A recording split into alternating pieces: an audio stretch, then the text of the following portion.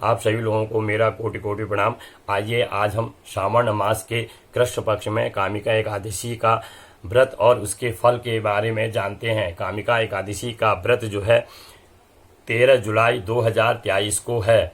श्रावण मास में कामिका एकादशी के व्रत का बड़ा ही महत्व जो है पुराणों में बताया गया है। एकादशी के दिन व्रती को निराहार रहकर श्रीधर, हरि, विष्णु, माधव और मधुसूदन आदि नामों से जो है भगवान श्री कृष्ण का पूजन विधि विधान से करना चाहिए। कामिका एकादशी का केवल स्मरण मात्र से मनुष्य को वाजपेयी यज्ञ के फल की प्राप्ति होती है।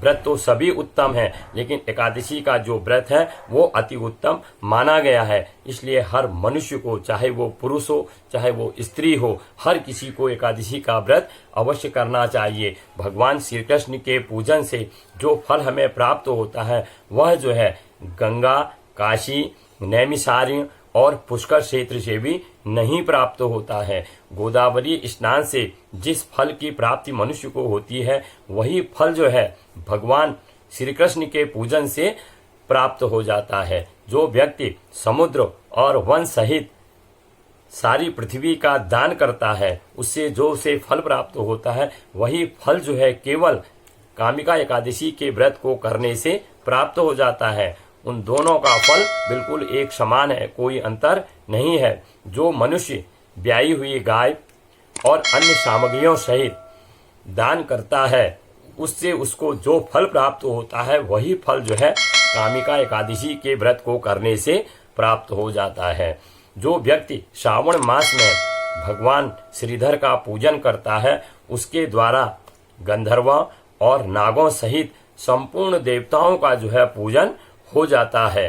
संसार समुद्र में, इस भवसागर में, इस गृहस्थी में, इस संसार में डूबे हुए मनुष्यों को केवल एकमात्र कामिका एकादशी के व्रत से ही जो है उनके पापों का निवारण या कष्टों का निवारण हो जाता है। क्योंकि उस दिन जो है श्री हरि का पूजन करना चाहिए जिससे उनके सारे पाप जो हैं समाप्त हो जाते हैं। यही एकादशी का उत्तम व्रत है। जप, तप, दान, यज्ञ, होम, तीर्थ स्नान, पूजन, अश्वमेध यज्ञ, वाजपेयी यज्ञ, इन चीजों से जो मनुष्य को फलों की प्राप्ति होती है वो केवल जो है मात्र एक कामिका एकादशी को करने से ही प्राप्त हो जाता है। इसलिए कामिका एकादशी का व्रत जो है हर किसी को करना चाहिए।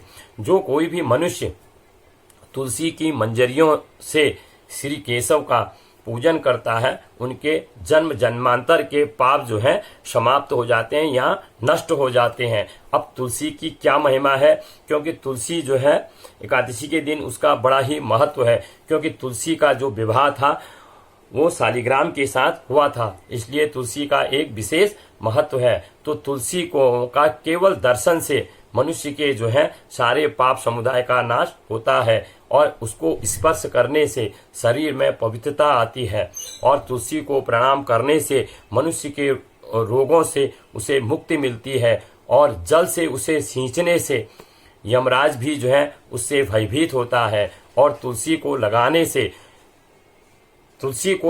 से जो है वो भगवान श्री कृष्ण के समीप उसे ले जाती है और चरणों में चढ़ाने से उस व्यक्ति को मोक्ष का धाम प्राप्त होता है। इसलिए तुलसी का बड़ा ही महत्व है और तुलसी देवी को हम बारंबार दंडवत प्रणाम करते हैं। जो मनुष्य एकादशी के दिन जो है श्री कृष्ण भगवान के सामने घी का दीपक जलाता है उसके पुण्य की गणना जो है चित्रगुप्त भी करने में असमर्थ है और उनके पितर जो हैं स्वर्ग लोक में स्थित होकर अमृत पान से तृप्त रहते हैं या तृप्त हो जाते हैं। इसलिए जो कोई भी मनुष्य श्रद्धा, विश्वास, प्रेम से इस व्रत का पालन करे या इसका महात्म सुनता है उस मनुष्य के सारे पाप मुक्त हो जाते हैं और उसे श्री विष्णु लोक या भगवान बैकुंठ का धाम जो है प्राप्त हो जाता है। बोलो श्री कृष्ण भगवान की जय।